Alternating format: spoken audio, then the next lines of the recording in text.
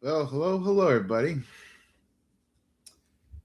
I finally got drug into going live here and starting to stream. We're going to be speaking about HR Biddies. Now, biddies is an old term.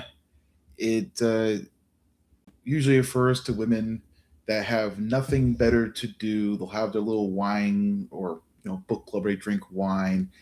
They're spilling the tea. They're gossiping, but not contributing anything useful to society.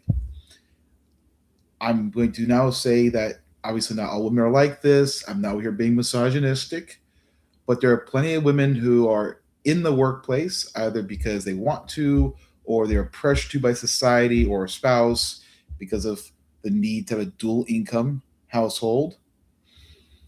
And it's not going well. And I say it's not going well because they get into these positions, they're given a measure of authority, and then it just becomes a factor of incompetence. I am currently working towards a per diem security guard position as I left my previous full time employment. I have a part time job on the weekends, which seems to be working out. But I need something Monday through Friday. And right now, for the security position, they have a great need for someone to work pretty much every day as much as available so that the other guards can take their days off and vacation time. Whereas in the fall, the winter, those same guards are not taking vacation days off because it's cold out. Now, when this position was listed, they did not put a pay range online. They had many other jobs listed that were the medical jobs at this hospital. But for guard per diem, they did not. They said that was negotiable. Okay. Well, I went and I applied, and it was two different applications. The second one being your employment history, your addresses, so they can do the background checks. That's fine. They had me fill out these two applications, which took some time because at this hospital with the patients, you have folks of all ages, and they need you to do the FBI and the Corey background checks and everything else, which I'll pass with flying colors. But they need to do that, cover their backs. I go and I dig up my old addresses, my previous employers. Obviously, that's on my resume, but they can't just use that. You have to fill it yourself. I do it at work. And during this time, they knew they were going to be switching to a new system. And they thought they would get me processed to a certain point or be able to save it somehow. And they're wrong. Mistakes are made. Being asked to go and fill out that new application from scratch. It's a pain. I don't understand why they didn't somehow save my information when they knew this changeover was going to occur. Okay, whatever. I had a wonderful, nearly 2 hours long interview with the head of security. Wonderful older gentleman. It was a great time. He's been in contact with me. He's been talking to HR and keep me updated with what he's told by them. He's doing everything he can. He wants me to come on board. And I'm sticking this out because of this experienced older man's his first and continuing impressions upon me, which is it's a good thing. You have the right people in charge. In this case, he's the head of security. He's been there, just over a year, but he has previous experience elsewhere at the organization. So I'm sticking around because of him. The person I've been speaking with from HR seems nice. It's the typical HR response, very level-headed, nothing controversial, etc. The usual, just I'm here to do the paperwork to process you in. But when I noticed that the new system for applications was online, they gave me the link, which the first time the link sent me to a blank page, said there are no such jobs. They got me a new link a few days later. That link took me to the correct page. I have not yet filled out the new application because I saw on that new page a pay range of $18 and change up to $27.24. Yes, Chester. Yes, my little boy. So I see this pay range. I go, okay, they finally put a pay range. I'm not just shooting in the dark because I had looked up the pay scale for unarmed security guards in the Philadelphia, Pennsylvania region, and he went from $14 up to $31. And I was seeing 26, 27 up to $31 from the likes of Target and Walmart for assets protection. So you're really dealing with more people than at a hospital that has very limited inpatient, for instance. You're dealing with a more aggressive public in that situation. I fully appreciate that. But you're also protecting inanimate objects. You're still unarmed. You're going to deal with the Walmart crowd, etc. But with the hospital situation, you are supposed to be there to protect and know the insides and outs of, in this case, a 10-story hospital. You're locking and unlocking doors. You're checking the windows. You need to know schedules and patterns. And this is our per diem position where it'd be at least one shift every 2 weeks. I'm told by head security, so that you, the per diem guard, remain familiar with how things are, so that when you come in the next time, you have a pattern. You have an idea. This is out of place, or this is normal. No alarm, shouldn't ask any questions, or I need to call someone quick because I'm not quite sure if this is kosher or not. But again, wine had me come in basically like a full-time job during the summer, and they need someone ASAP. I'm told they need someone right now. They are crunched for staffing. It's not easy finding someone with a clean background, someone who's going to come back from the background checks. Here in Philadelphia, you just ping nothing. This guy's spotless. Hire him. I don't drink. I don't smoke. I have nothing on my record. Not even a parking ticket. Nothing. You got to take my word for it until that actually occurs. I know. But you want me to know this building inside and out, be responsible for it, for the faculty, assisting them with patients and anything that comes up, really, right? To help with evacuations and drills, and if the police are called or fire, other hospital support staff come in for some emergency, I am there to coordinate whatever effort it is, whether it is a practice effort like the drills, or something real like an evacuation. There's a fire, there's something going on that hopefully doesn't occur. I'm also there to protect the patients of all. I'm just going to keep it a little less specific here. We'll just say of all ages, from minors to adults. I'm there to make sure everyone is safe, unarmed. And you're going to offer me $16 an hour on the phone. They said, well, once you get this filled out, then we can give you the official cover letter, because right now you're not in the system. We can't give you offer letter, not cover letter, offer letter. Once you get this whole thing rebuilt, submitted, we have that. We can run the background check, blah, blah, blah. We can make you the actual offer letter. But once that's all done, we're going to offer you 16 an hour. What? I'm 32 years old living in Philadelphia.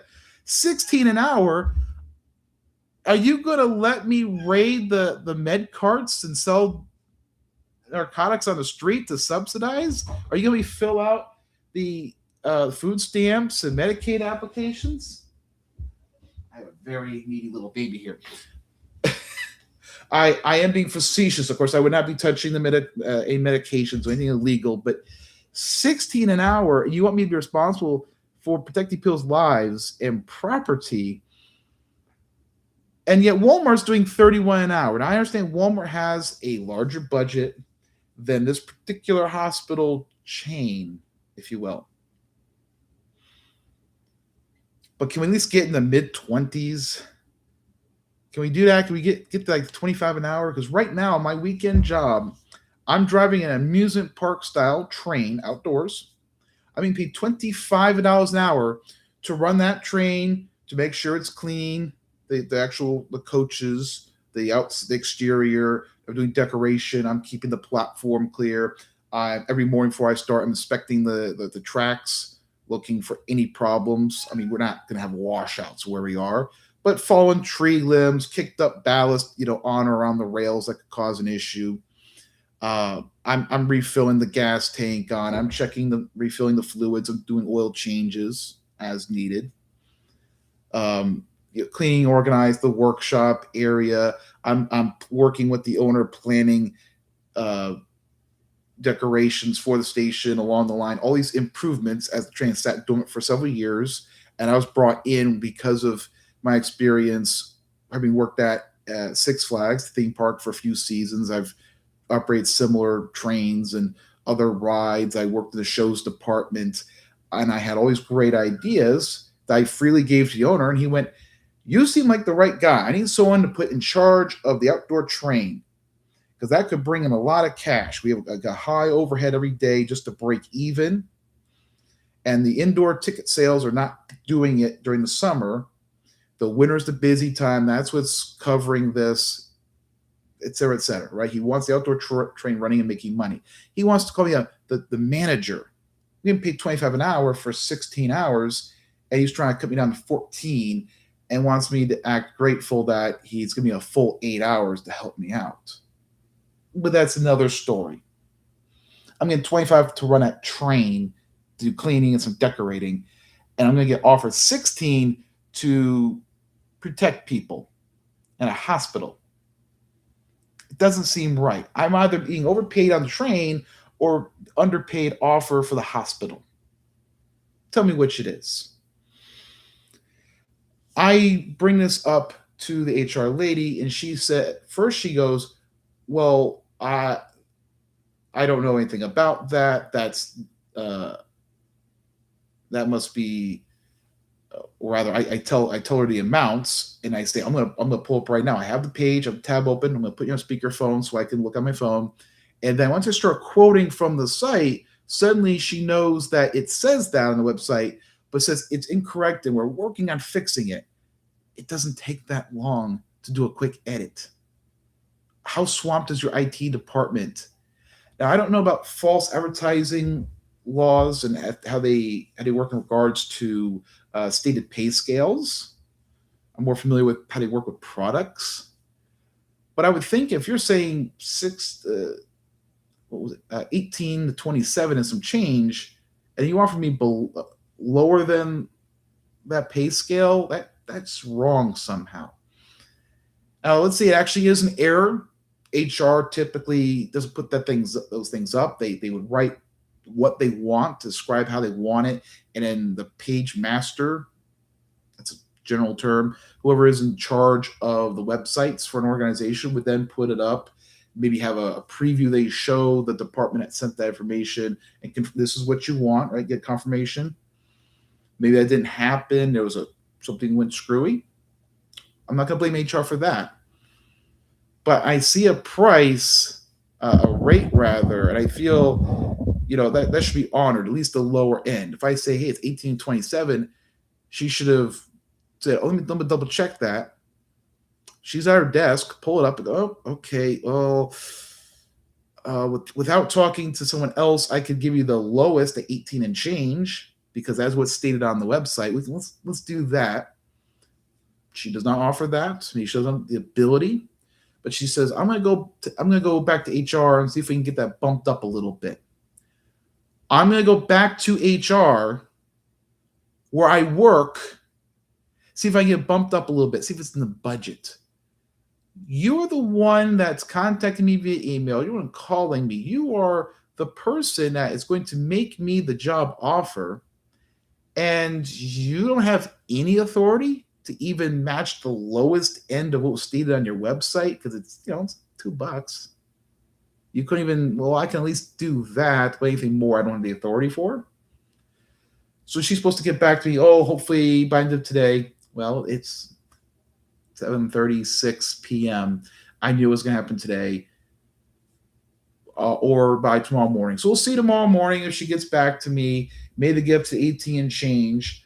But it took everything in me not to laugh at her and mock her for this. And I go back to the beginning of the video of HR Biddies. We have this thing where we went from single income households to women leaving the home. Fine, no problem. Women showed what they could do back in World War II. When our men, our boys, who stated they were 18, they were like 14, 15, and people knew, but let them go overseas anyway and fight in World War II. Women got into the workforce and they were building aircrafts and jeeps and all riveting and welding and machining, and they can work. But just like not everyone should be pressured to go to college, some people are meant to go to a vocational school and work with their hands. Not all women are meant to be in the workplace. Some are meant to be stay-at-home moms, to be nurturing and let the husband go work his butt off, bring the bacon home, so to speak. And they're there doing something just as important. They're raising the family. They're working hard too. I'm not going to say, oh, they're just sitting around using the TV to babysit the kids. Some do. But, in a good household, the mother is just as important. She's upholding her half, her end of the bargain, that is marriage. There's no disparagement, no disrespect on my end meant there.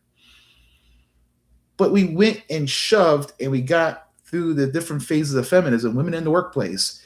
And then when you have higher demand, less supply, just like the price of college went up back on, through the 80s, when the Federal Department of Education came about, 1979, 1980, and we started doing these federally insured student loans, and then everyone could go to college, and they were told, you have to go to college, you have to, always you're going to be screwed, you're going to be a janitor or a garbage truck man. And you don't want to be that. That's dirty. That's lowly. Oh, no, no. You deserve better. Just as those folks got shoved into college, you spiked the demand. Supply could not possibly keep up because it takes time to get folks who want to be a college professor, to get them trained up, to get them in there and they get their tenure and start causing nonsense, right? That's another topic again. You have the additional spouse. You have roughly half the population now going into the workplace, earning money. Well, now these households can afford, because they have more money, they can spend more at the grocery store, the other big box retailers like Best Buy. They can afford nicer homes, right? So now you have more money chasing fewer consumer goods, fewer real goods such as housing and vehicles. Those prices shoot up. That drives inflation. And then to get more back on point with the HR ladies, they're there to do what? Before HR, human resources. Very college, very hysterical, very sterile. Human, I'm just a resource. Use me up and then call me a brownfield to get government funding to clean me up after. I don't like it. But of course, the name before human resources was personnel. When you were told, go to personnel, you're like, shoot, what I do? I'm gonna get demerits, I might get fired, or maybe it was promotion, right? But personnel, a little more stern. Human resources at least has the word human in it. I guess it's a little better. But even when you had personnel, that was something else. That was taking your information during the hiring process. That was, there's intake, and it was also someone's being fired, they're quitting. They're taking care of your pension payouts, right? You need that department for some things, but the heads of departments, like in my case, the head of security who interviewed me and lasted just under 2 hours versus the usual 20, maybe 30 minutes, and we were really hitting it off. He had told me if I had the authority, I'd be hiring you right now. I mean, well, offer letter, because you have to do the background checks, obviously. But he'd give me the offer right then and there. He'd be pushing for me to be on board ASAP due to need and because we clicked. We had a very good rapport for the interview to last 2 hours. We have stripped the authority, the decision making from the heads of departments and given it to women and some men in HR. We've given that authority to people, to the point, folks who don't know what the heck they're doing. And it's not even their fault. They're not actively doing the position they're hiring others to do. They're not working amongst those folks. They didn't work their way up the ranks like that in most cases. I don't know if someone who starts off as a janitor or mechanic or something else in an organization and then is promoted, who applies and wants to work in HR. They there might be some folks who go, man, I don't like my job. It's too manual. I've got a degree. I want to get a degree, or I want to be trained in the position. I want to be an office worker. Sure, it exists. But for the most part, if you have the head of a department, that person worked their way up. So if you have the head of security, at some point, I imagine they were a guard. They were a security guard. They know what it is like to patrol. Things are good. They're boring to tears. They know what the guards are going to do to get a reprieve, to take 5 or 10 minutes, whether it's, I don't know, paddle ball, to go find a corner to go smoke for a few minutes, maybe click off the radio just a couple minutes just to get a little silence. They know the little things you're not supposed to do that don't matter, the things you're not supposed to do that do matter. They know what the job entails, is my point. They know what the job is worth, the benefits expected, or what the if there's a union involved, what they would like to see happen, and those grievances, those suggestions.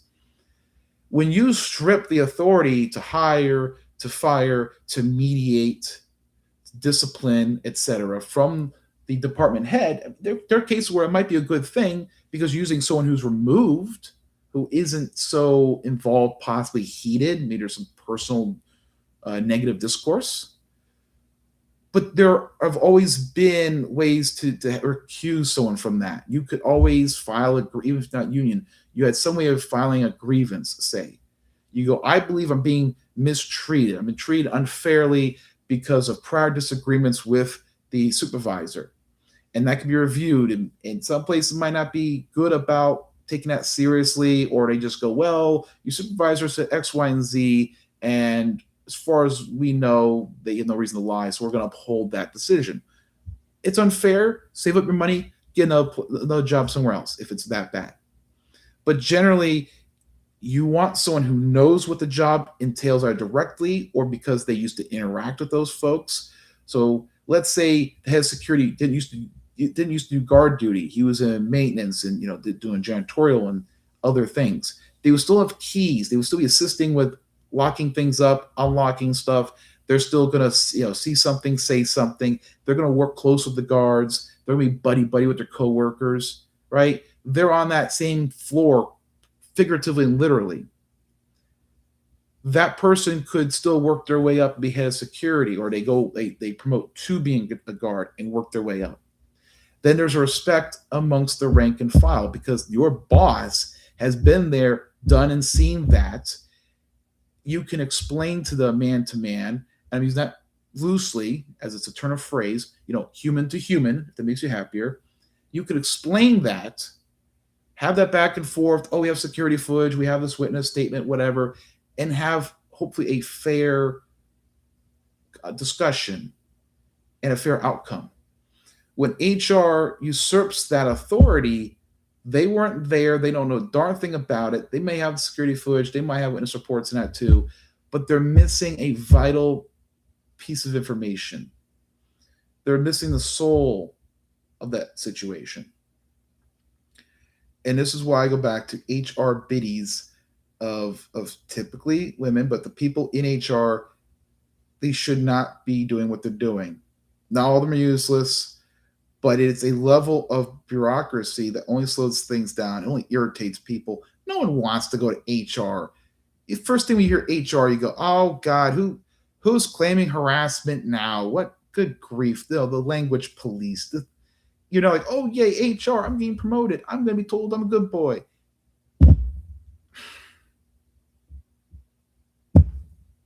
It's just not a good situation. So I'm gonna see how this goes. But to be told $16 an hour in such a cheery voice, for the person to act dumb at first about not knowing about that price, the pay scale online, I'll see if I can bump up a little bit to what, 18, like the low end should be per what was posted on the site. It's obnoxious. It's atrocious. It's whatever large word you want to throw at it. And the whole time I was doing my darndest not to laugh her off the phone and mock her over this. Maybe she's a good person. Maybe she had a brain fart. But this sort of thing happens all too often. And also, the only reason I bit my tongue like it did was because the head of security was such an experienced, respectful, knowledgeable fellow. We hit it off so well. Them hoping somehow they offered me, say, at least 25 an hour. Because again, 25 to drive a silly amusement park train, to get at least 25 an hour, and an apology. I'll get the application filled right out and hopefully deal with HR as little as possible. And instead, try to work out any problems with the head of security the way it ought to be. Because this fellow has been there, done that, seen it, and I would rather him go over something I did wrong or me not as well as they would have liked to be handled, to have a intelligent discussion, a correction, handshake, thank you, I'll do my best, sir, and we move it on. We can only hope